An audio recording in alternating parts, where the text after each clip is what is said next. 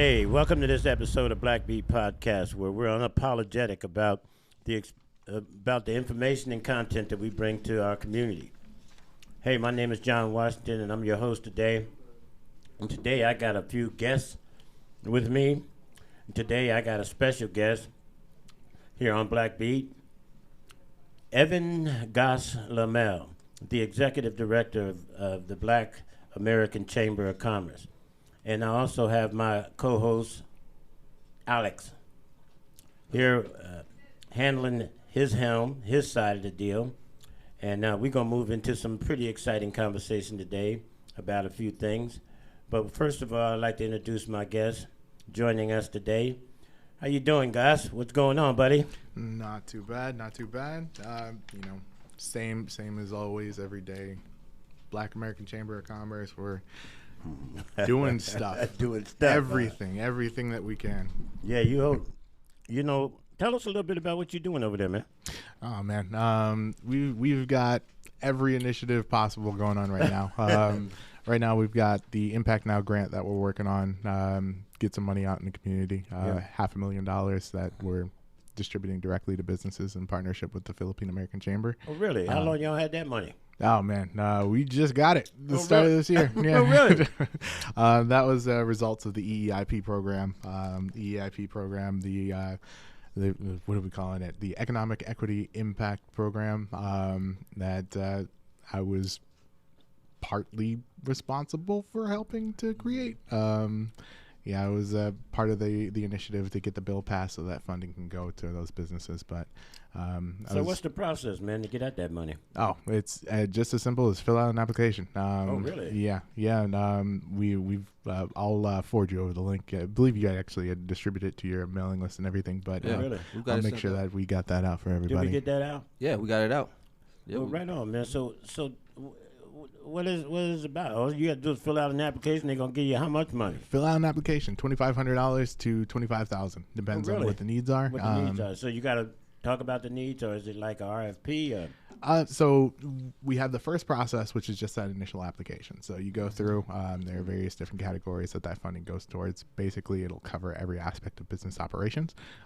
So if your business exists and all the things that you actually need to do, we were doing everything that we can to jump over every hurdle so that we made it as accessible as possible. Everything from like events to I need a POS system for my shop, or I'm looking to expand. I'm trying to acquire some property, things like that. How quick a turnaround on these things are at this point? Shockingly fast. Really? So what we are doing right now, you have depending on where you are in your business, how sound things are. There's sometimes where some businesses may need a little bit of technical assistance to get them over the mark where they can receive the funds and effectively use it.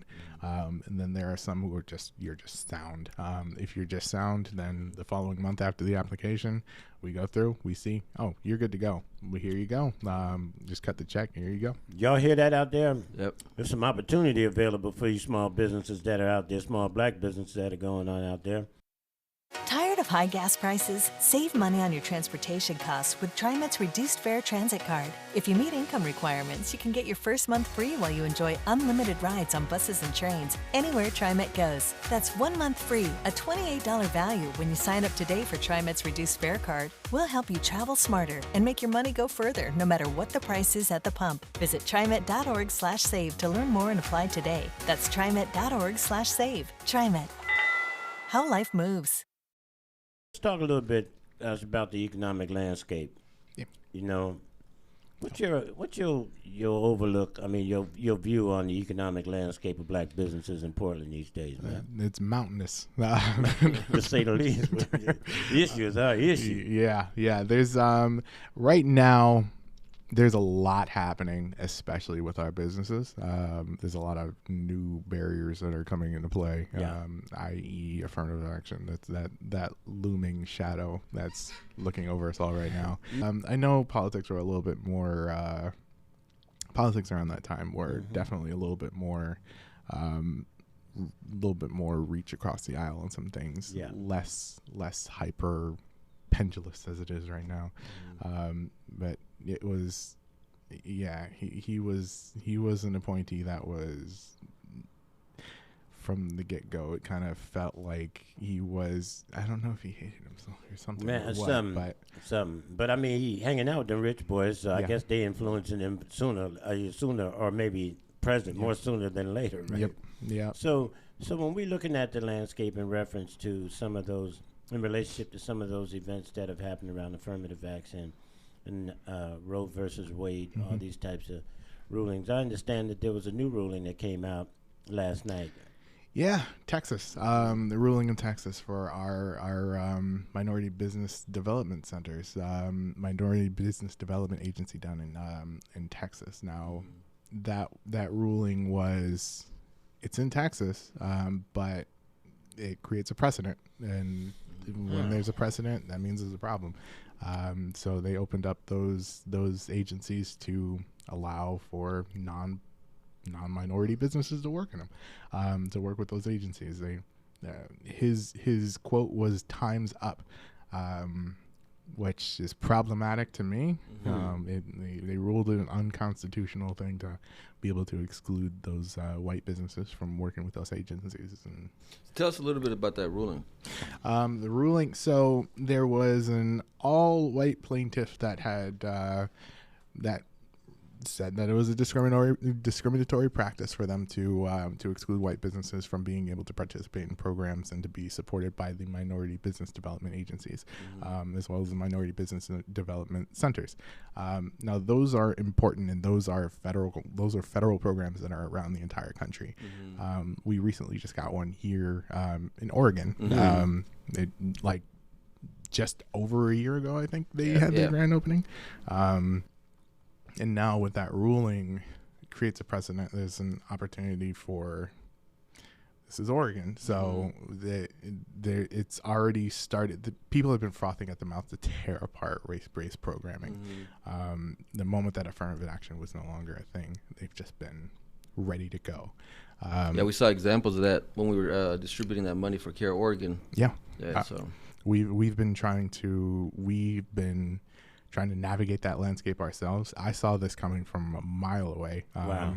I heard rumblings about these sorts of things going on the DC side.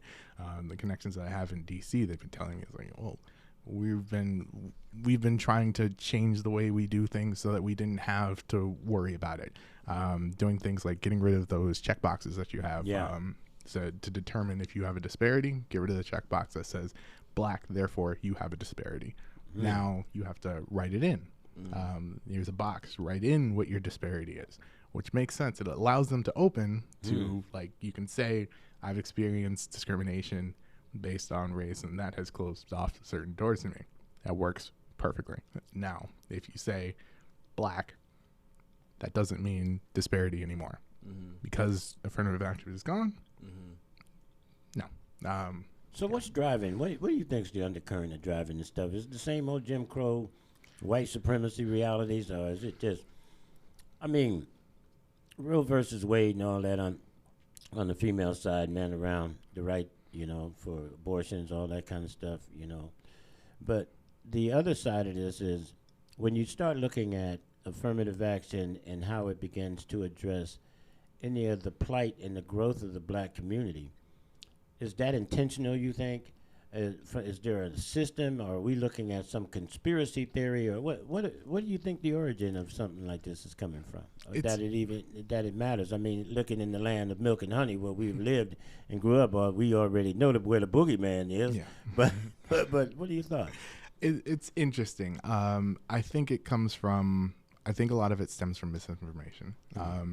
And a lack of understanding of where disparities are, like who is taking what from where. They look at certain individuals. They'll look at what's sexy in politics, what's sexy in the world, what seems like the thing that'll spark enough movement. And then they'll just run with it, or they'll campaign on it, and then that'll be the thing. Affirmative action was specifically, the idea was to Sort of level the playing field. It leveled the playing field, but it was supposed to level the playing field, but it ain't did that. It didn't. And the interesting thing about affirmative action, the case that did it was Harvard. Right. It was that Oh, Harvard Asian case. boy challenge. Yes. Now that is because, like, let's be honest here. A lot of those schools, they would not be. It's not advantageous to the white population to remove affirmative action to get into certain institutions. Right. Like your Yales, your Harvards, your Columbias, your Princeton, so on and so on. It's not advantageous to them, but they thought it was. And I think they're going to reap what they sow as time goes on. So like you said, there's a boogeyman. They don't know who their boogeyman is. Yeah. What they think is us. Yeah, they need to, like, a lot of these politicians, a lot of those who are trying to move that needle, it seems like a fundamental lack of understanding that things are case by case. Like, maybe you're not doing good in this particular area here, education. You're not doing how you think you should be, but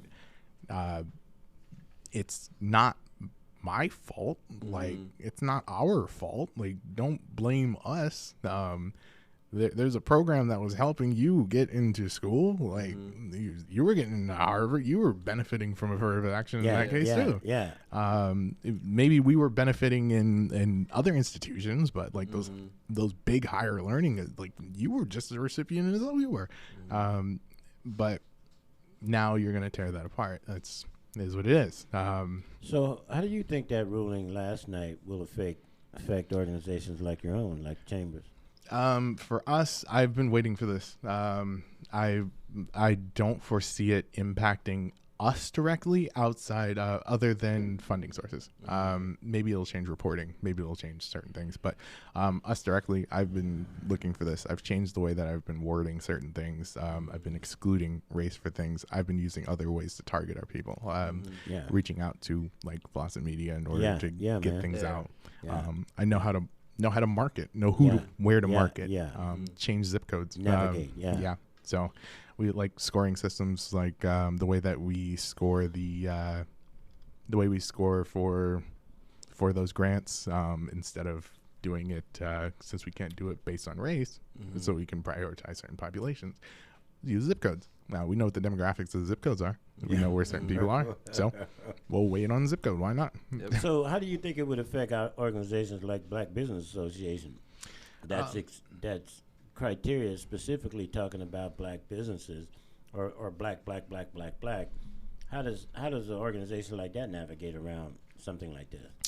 I would like to see how they play into that political landscape. Interesting. That's because they've been maneuvering and moving. They have a lot of political pull. They know the politicians that they need to. They've been well connected.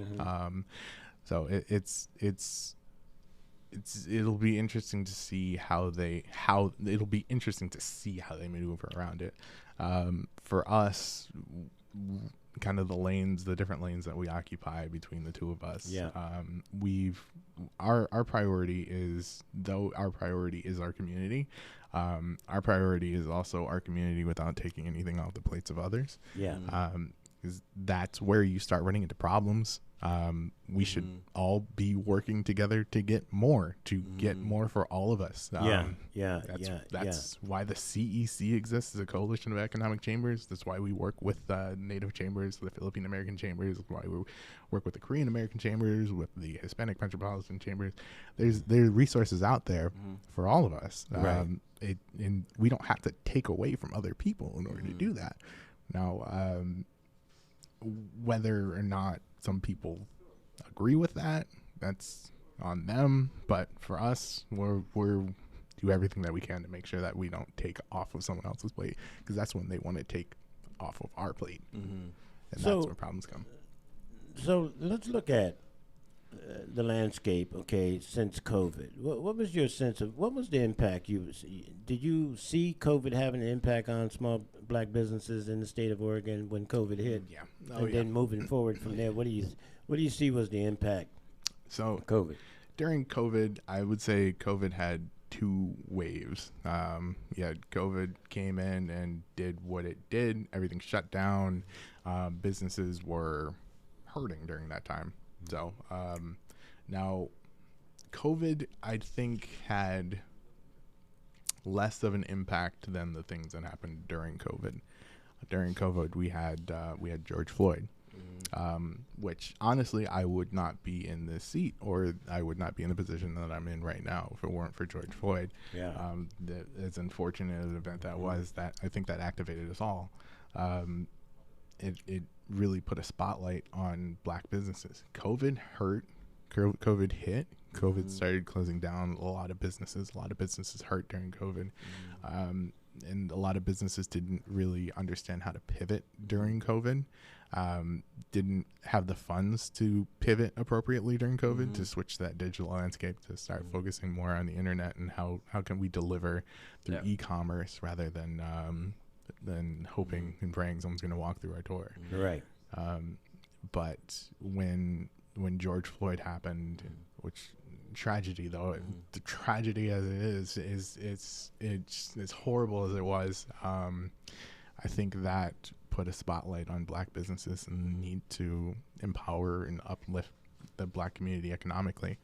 I mean, particularly because most black businesses in Portland are a lot of them are in retail, service industry, the barbers and all that stuff, man. And that was directly what got hit the most, Yeah. So. Yep. And like the toughest part with that is like when you have like barbers, there are some that found a way to maneuver around, to maneuver in that landscape. Mobile barber shops started popping up. When you had those restaurants, like Grubhub and Uber Eats were kind of a godsend for them. A little less so now. But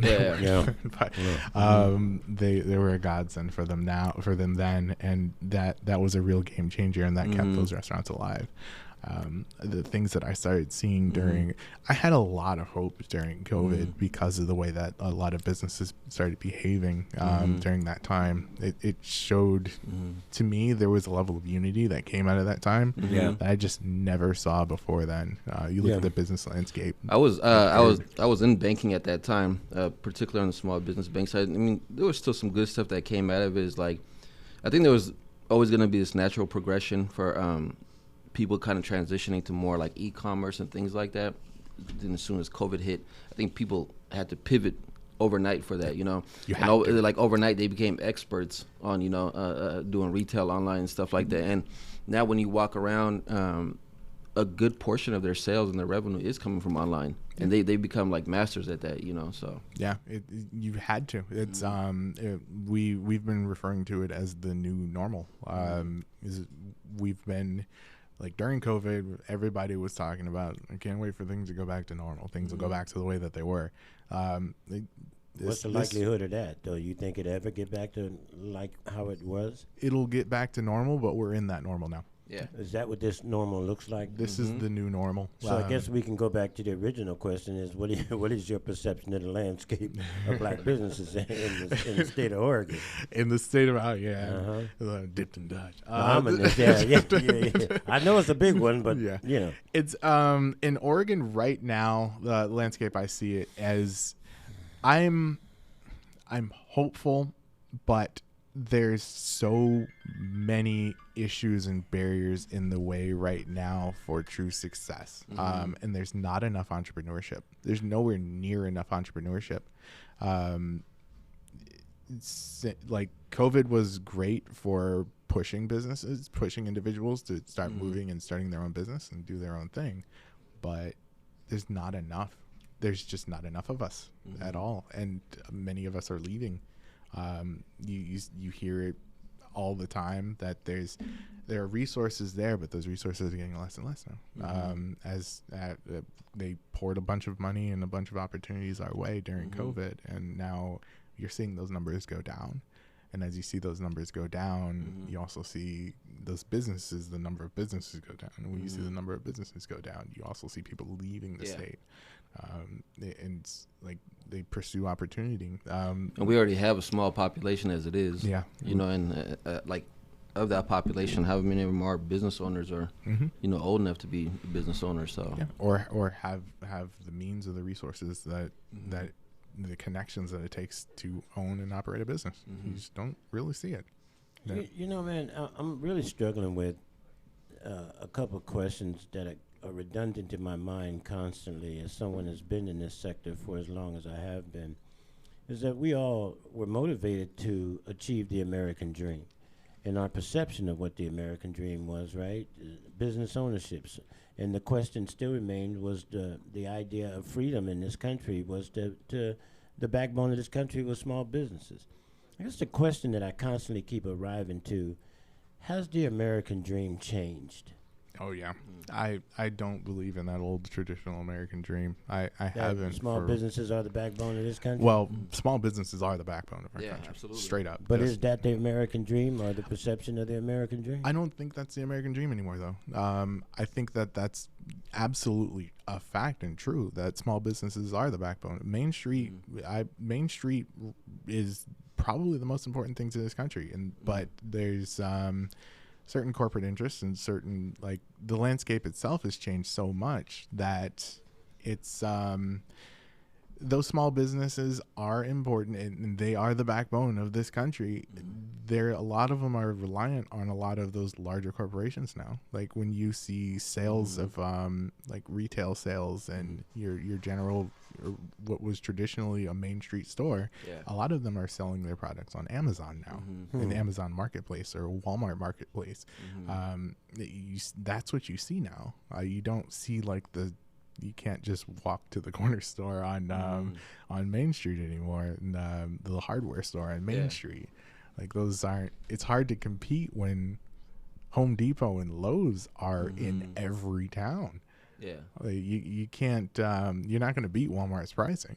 And a lot of us say that we want to support small business and we want to make sure that we talk with our dollar. But when you got like, when you only got $2, Walmart's looking pretty good at that point, right? Because the prices, it's just, you can't beat that pricing that they have. You're not going to be able to make any profit margins off of that. Shopping at mom and pops is a luxury. Exactly. It's a luxury now. Exactly.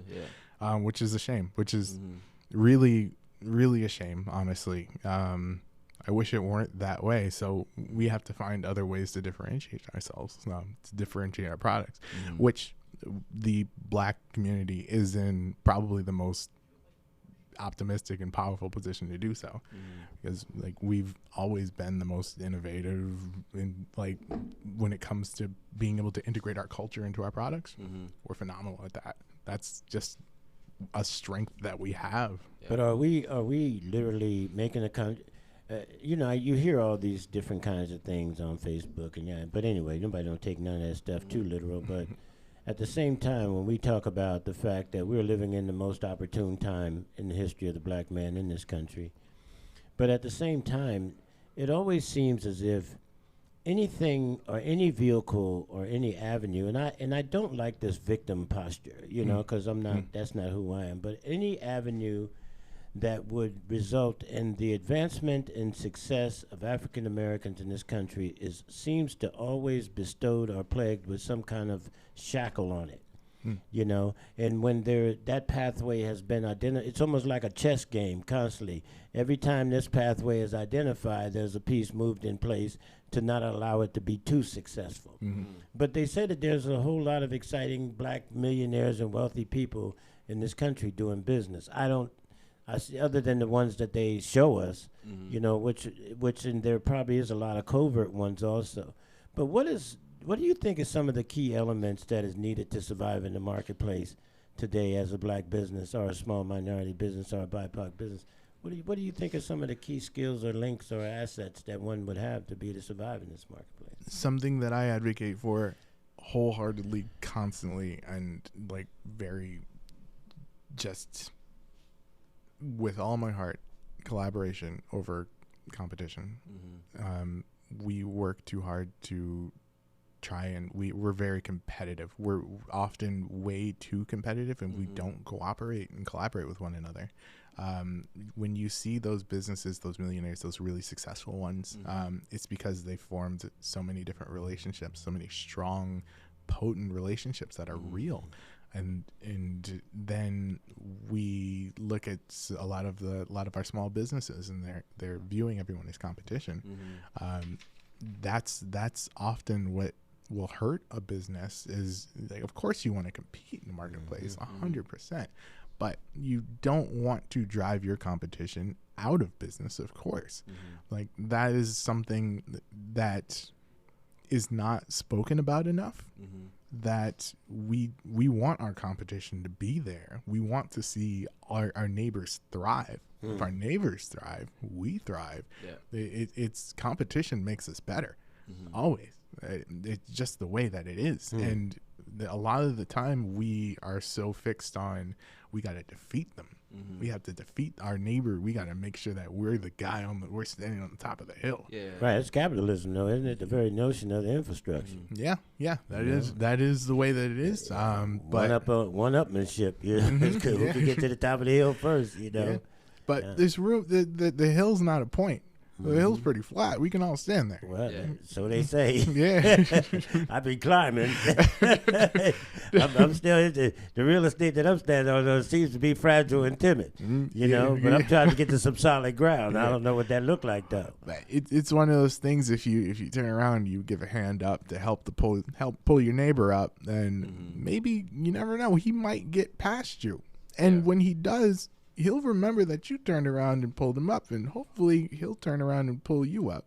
You don't want to grab him by the ankle and yank him down. So you want to try and make some friends. Like all those people, every time when you're a restaurant, if you own a restaurant, for God's sake, just like your neighbor, something happened in their restaurant. Maybe they don't have a kitchen. You got off hours, let them use your kitchen every now and then. Maybe do some catering or something. So what's your thoughts, man, about all this money floating around?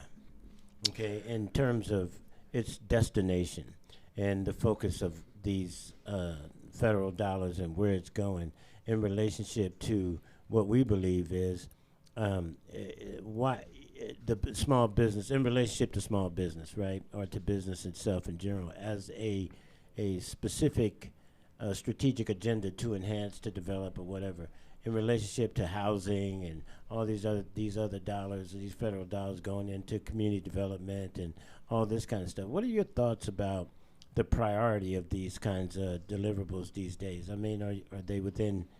Well, just tell me what your thoughts are about all that. I'll put two parts on that. First, not an answer to the question, but I will just say, do your taxes. If you're getting that money, do your taxes and do your taxes right, because they IRS don't play. Oh yeah, and that was actually the thought that I was having. A question I was going to ask you before. What do you think about during the time of COVID? Right, that about the hits that a lot of these small black businesses were taking. That the government seemed to be intentional about letting us know that there was some misappropriations or inappropriate behaviors in relationship to reporting and all that kind of stuff. What are your thoughts about that? That actually ties into that. The answer to that also ties into that previous question too. So now, one of the things that's missing when it comes to those funds that are going to businesses is the knowledge of how to, what to, and when to with all of those funds.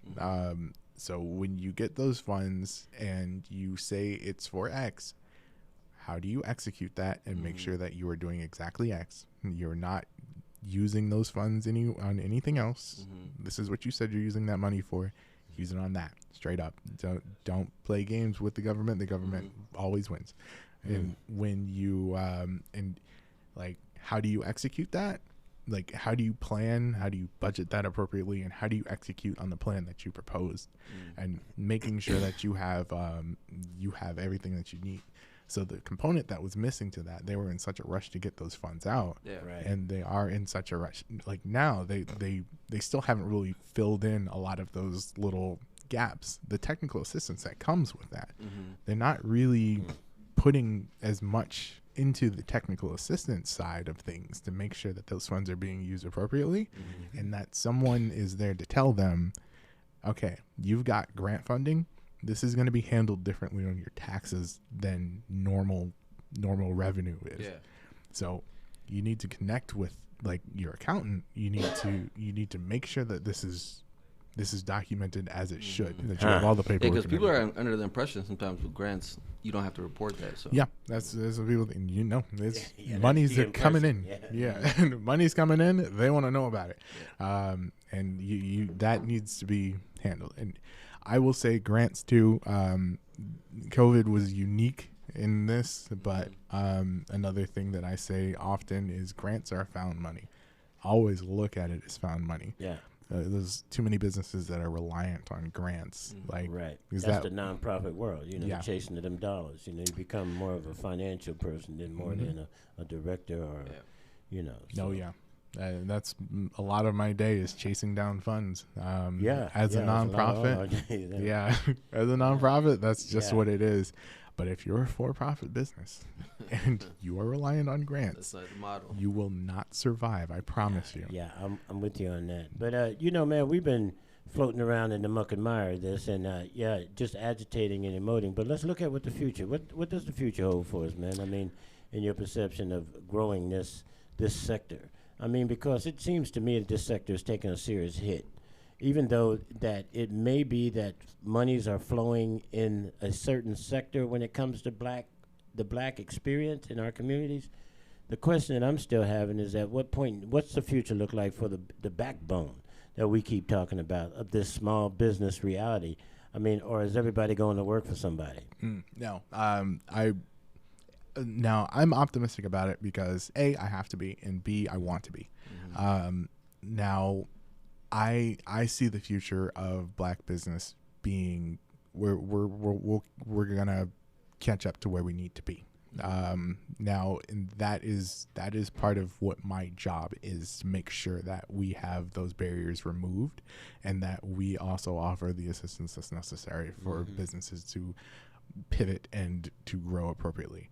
Now, we've been resistant, and a lot of our entrepreneurs are not a lot of kids are pursuing entrepreneurship, partly because it's not really taught as an option to a lot of black kids that entrepreneurship is something that they can pursue. It's looked at, go to school, get a job. Okay. But see, that's something we got to start reconsidering, because this whole AI stuff coming up, it's going to be the stuff you're learning in school today, you might not have a job for that in 10 years. Yeah, and I think that's what I was listening to Dr. Phil do an interview. Not his show, but he was doing an interview on somebody else's show. And he was talking about how a large swath of young people are no longer looking at college careers as a professional, a field of professional, rather doctor, lawyer, or whatever. And which was ironic, interesting to me, was that he said that they were shifting to becoming online political figures, or online. They're using the online platform as a form of work, or a form of form of investment. Yeah, influencers. That's the word I was looking for. But he said that it was rather ironic that in that career of endeavor, so many people are not successful in it, and the fact that the career path only allows you and affords you about 8 years of investment in that reality. Yeah. That there's a limitation. So what's the thought behind all that? Is it just instant gratification, or what does that look like?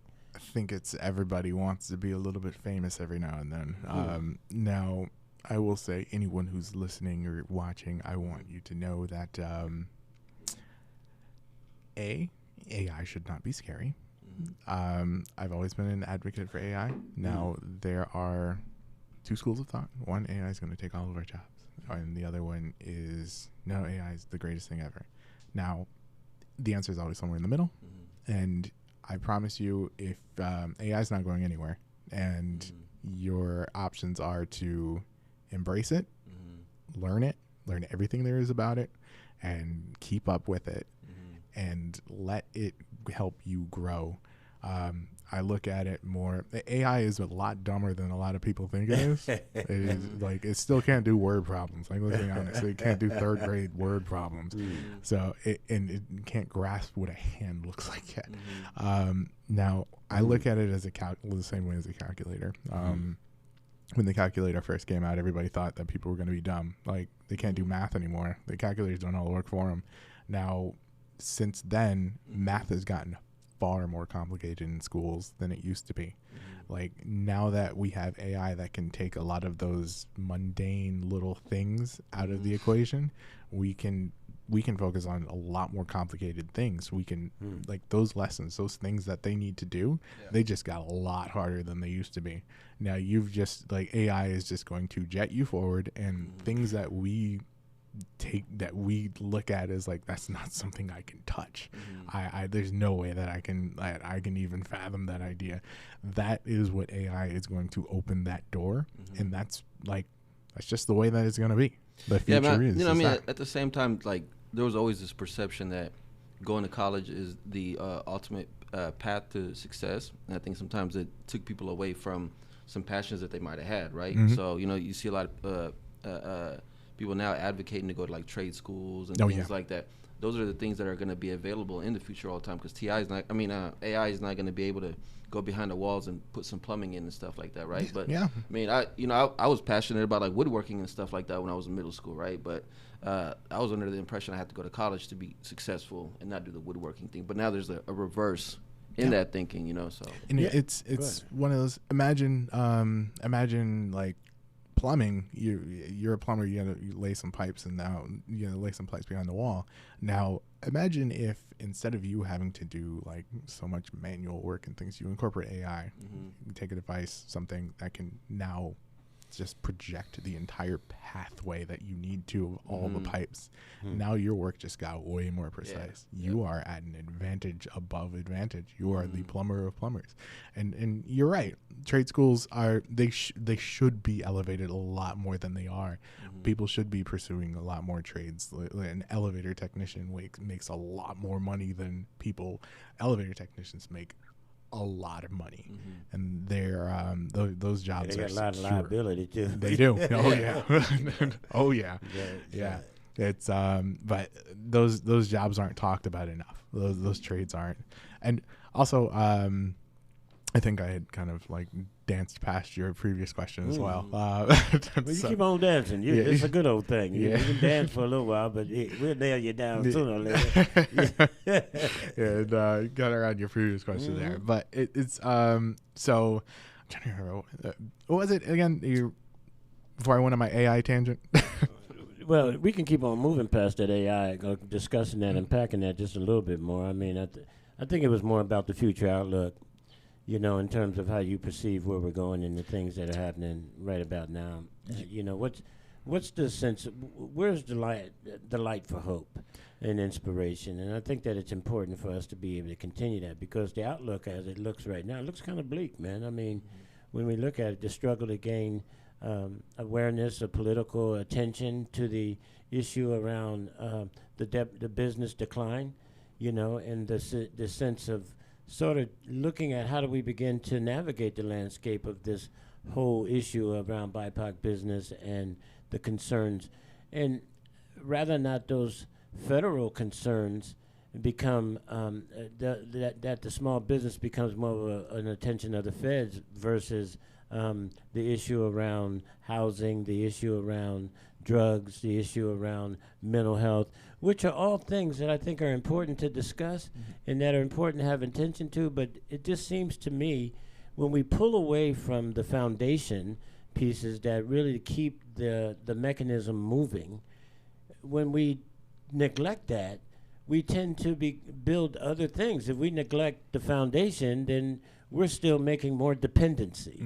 And my thought would be that this model of small business would be more of an independent model. It creates taxpayers, the next iteration of people buying homes. It makes contribution to the economy. It keeps it moving. So when we start stopping that and start looking at, well, how we address a fentanyl problem, how we address a housing problem, and we take all the resources and shift them over to that reality, and then we neglect this part. It's almost like we're making more homelessness. Yeah. So it just gets to be an issue.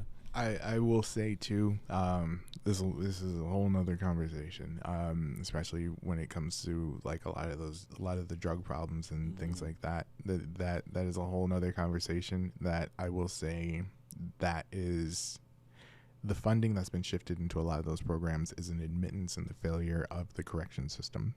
Now, I've never been one to raise up the correct.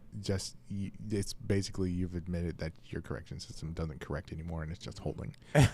Well, but no, it was a bad deal to push everything into that system, man. I mean, because at what point in time, the only way that our kids could literally get the treatment or get the services that they need, from the social services or human, was that they needed to be locked up to be able to get them, which this state was doing for a number of years, long before the thought was, well, maybe we ought to reinvent this wheel here because this one ain't working. You got to go to jail to get help. Yeah. I mean, and then when you come out, you're a criminal, then you're still behind the 8 ball. You're still needing to figure out a way. And to believe it or not, the only pathway, one of the options for the felon on the pathway is to begin to reinvest in himself in small business. Yeah.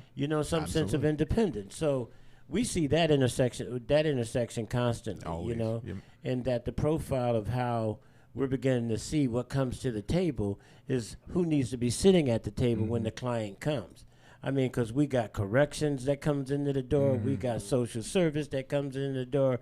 We got child support issues that come into the door. You name it, man. But yet these people only see the only other element that they have. They can't be hired, right, because they got a felony or this and that. So the only avenue they have is the freedom that the United States provides is anybody can establish their own entity to do business in America. And then they still put more barriers in front of you to do that just because you have something on your record. There's a lot of it's hard to get investment a lot of the time when you've got a felony on your record. Yeah. You may not have to disclose it all the time, but it's not that hard to find out. And I've seen it before of businesses that just some things that popped up in their past, all of a sudden door shut. It's like don't call here again. It's like there's so many problems within that system that prevents a lot of us from becoming entrepreneurs and being able to elevate those businesses. Like I said, that's another conversation. That's about 5 hours worth of talk. There's one that I think has been really interesting that I've been waiting to ask you. This whole word called intersectionality.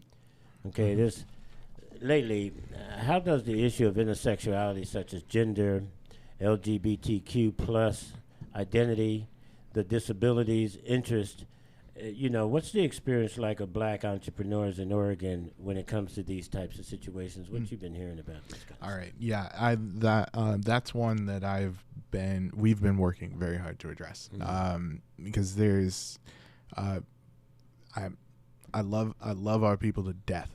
Yeah, but to death. But there are marginalized communities within our marginalized community that we overlook often.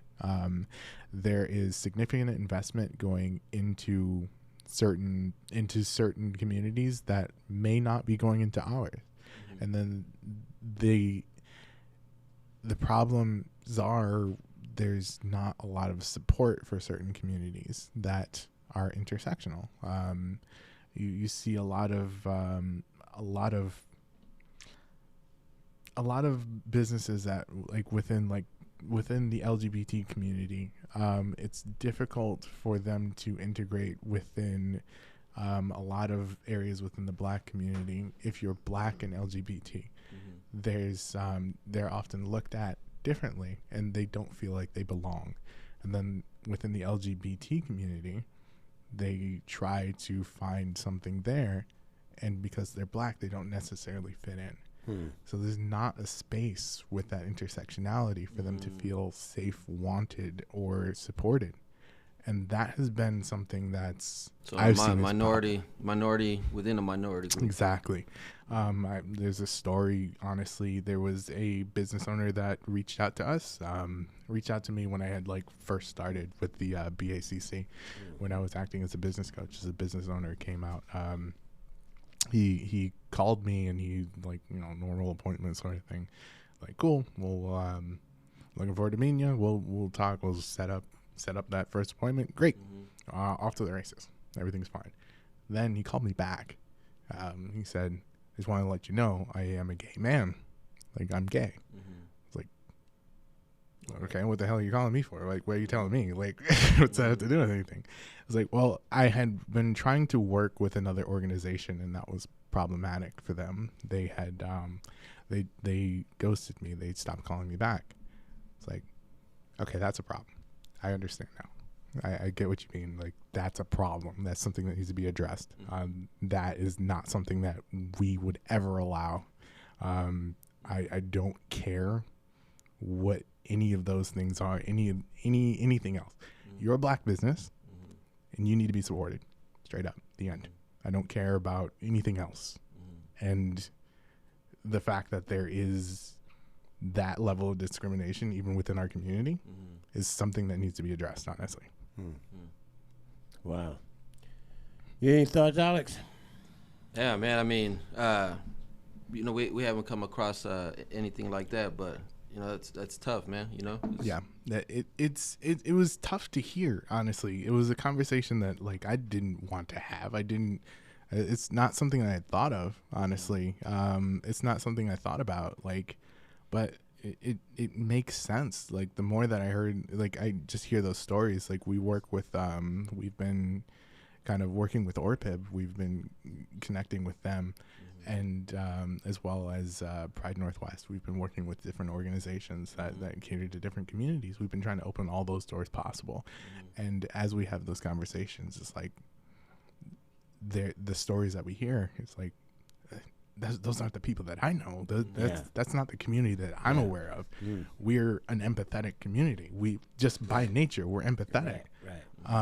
But then you hear, like, stories of, like, well, no, we can't support them because they're not part of our community. They got other resources. Like, no, they're our people. They are our people. If they have other resources, cool, good for those other resources. But we have something, and they are our people. We should support them, straight up, just flat out. Yeah, I would agree. And so when you look at the impact grant, is this quite a good pocket of money? Yeah. A little bucket. Not enough, but yeah. Yeah, but you plan to measure the impact of that? What's your approach to measuring impact with that? So, with that, expenditure. We have a level of follow up that we're associating with it. We want to make sure that all the funding is going exactly where it needs to, because I want this to not be a one-time thing. I want to do it again. I want to be able to do it again next year, and I want to be able to do it again with private investment instead of public investment, instead of working through the state, for reasons that we had previously spoken of, the affirmative action reasons, like, because you can't say black is the reason we're giving the funds away according to affirmative action. But if I get private investment, I can do whatever I want. I can say this money is just for black. I can say this money is just for Hispanic. I can work with those organizations and make the direct, exact impact that I want with private investment. Private investment is money. Whatever I want to do with it, I can do it. Right on. So how did you guys come up to team up with the Filipino community to put that together? So we are we're part of a larger entity, not part of a larger entity. We're part of a group of chambers called the CEC, the Coalition of Economic Chambers. That is us, the Philippine American Chamber, the Hispanic Metropolitan Chamber, and the Northwest Native American Chamber. As part of that group, PACO, the Philippine Chamber, they have been just phenomenal for us. They've done there's so many organizations that we have to thank for our existence and for our growth trajectory, and PACO was one of them. So as we approached different organizations to partner with on this, because we wanted this this tranche of funds, we're stronger together. That's just the way that it is. We're always stronger together. So for us to be able to make an impact on the Black community, I wanted to make sure that this funding was going towards the communities that really needed it. And though we were instrumental in getting it, I felt we can get a larger tranche of funds if we targeted the minority community as a whole. So that is what we did, and we partnered with PACO, who was they were the ones that had some time on their hand within the CEC. They were the ones that had the capacity at the time. It was Northwest. They're expanding. They're huge now. They're in the middle of expansion. They have everything in the world on their table. Hispanic Chamber, same thing. They're both of them phenomenal partners. Oh my God, I can't speak highly enough of them. They've done so much for us. It's a BIPOC community. That has really come to the aid and support of the chamber. From the Black Chamber. And moving forward, do you see a need to have a Black collaborative effort around small businesses? Of course. I mean, what would something like that look like in your mind, the convening of something like that? I look at it as I want to see the Justice League of Black businesses, Black community. Like, I want to see the main that. players, right? Exactly. Like, I'm with you. I want to see Superman, Batman. I want to see the Superman of the Black business community, the Batman of the Black business community. I want, all of it. But and do you see that effort coming to some type of opportunity at some point in time here, or what? Or I've been seeing kind of rumblings of it, but it's similar to what I was telling some other organizations. Everybody wants to be the tip of the spear. No one wants to be the shaft or the tail. Exactly. So it's ego needs to be put aside for that. Which is it's an initiative that I'm passionate about. I want to see that happen. I very much want to see that happen.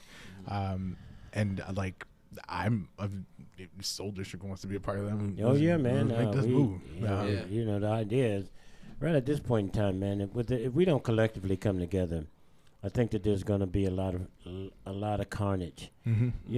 Transition is difficult for everybody, and we get all that, and we see all the agitation, moving parts, the landscape shifting, all that kind of stuff. And of course, when landscape or land shifts, something falls through the cracks, and we're going to lose. We're going to have an attrition. We're going to have a result of mismanagement, not seeing certain things, all this. But I would be remiss to say and to not be bringing to light is the fact that I think that the application of the dollars are, for me, foundationally being appropriated in the wrong way. Okay, I think that we should always build the foundation. I mean, you can build a whole lot of houses, right? We are 67,000 units short of the housing need in our state, right? So we invest all this money into these developments. Now, these things take time to come online. Now, so when you think about a 5-year vision, if we invest solely in social services and housing, so then what is the underlying sustainability? I mean, with that plan, because who's working? Maybe they go to a job, they got an apartment, but surely they're strapped. That's not economic empowerment. It's not, and not even advancement. You can't move it on up. There ain't no more Jeffersons no more. I mean, it's come on and go to work, Negro. You know what I'm saying? So, and most of us will try to figure out some other way of doing that. But either way we figure out doing it, it's still business. And we need to get our heads wrapped around the significance of investing in that part for an upward growth. And so I think that's one of my pet peeves about now. Honestly, giving someone here's some place to live, here's we'll cover some of your, that's not economic empowerment. It's not. It's dependency. Economic empowerment should be the goal. Economic mobility should be the goal, so that we can move up. If you're stuck in the moment that you're stuck, and it's hard to get unstuck when you're stuck. So, and don't get me wrong, entrepreneurship is not for everybody. It's just not. And I wish it was, but entrepreneurship, it really isn't for everybody. Some people are genuinely content with working for somebody, working for somebody, working a 9 to 5, and there's nothing wrong with that at all. No, it's not. But for entrepreneurship to not be presented as an option, that is problematic. So, and that is what disables that economic mobility, is that people don't know that they have that option, and they don't know how, when, where, what do I do? Some people have an idea, and it's like, I don't know what to do from here. Like, it's like, I want to be able to start a business. I was like, how do I do it? And then it's like, honestly, this was a discussion I had as well. Our marketing budget doesn't exist. Like, because a lot of organizations like ours, we don't have marketing budgets. All our money is going towards trying to support community and keep our doors open. Yeah. Now, if we had a marketing budget, then it's easy to then to show that option is there, what we do, what our services are, that we're willing to help idea phase businesses flesh it out into a real thing. As I've been saying, is like, turn your idea into a real boy. Turn that little puppet into a real boy. That's right. And don't be so attached to it. Exactly. You know? Let it run in the backyard for a little while. Exactly. Turn it loose. Yeah. Lemelle, I'll tell you, Evan, this has been a conversation that's really been long overdue. And you know, man, and I still am a firm believer that, you know, if a man doesn't have a way to be independent, he's really not a man in America. And I think the very ideal of our ability to be prosperous, independent, these types of things are sometimes rooted in our ability to navigate some of these complicated systems, right? And today, you know, man, looking at small business in the sector in which we're looking at it is, I do believe that there's a real need for a collaborative effort, number one, and not that independent fragmentation that we tend to have here in Oregon. And I also am really invested in the notion that not all money is good money, but I believe that the money that we invest should have what we call a two-part, a noun and a future. And it is the noun for small businesses, not the future, meaning that if we continue to neglect the investment that's needed to stabilize that, I believe that we're going to create more homelessness than we are looking to create more taxpayers and people looking to have some sense of generated wealth and achievement in this country. So and economic stagnation. And you can, yes. So Evan, I really do appreciate you coming on the show. Of course. You know, but you know, here at Black Beat, our objective is to reveal the truth, man, and to give people information to be successful. It doesn't have to be ours. We want to talk to people who got the notion, got the vision, got the plan, and we want to share that with our listeners. So listeners out there, please come and check us out on Black Beat Podcast, the platforms, all the local platforms, all the places y'all know where to look for podcasts. Flossin Media is another one of those places where we aim to bring to light formulas for successful living, not ours, the ones that are out there. So again, Evan, I appreciate you coming on the show today, man, and chopping it up with you, man, anytime you need to. And Alex, I appreciate you sitting in on this conversation and this dialogue. And hey, folks, check us out. You hear? Thank you. Thank you. Thank you for having me.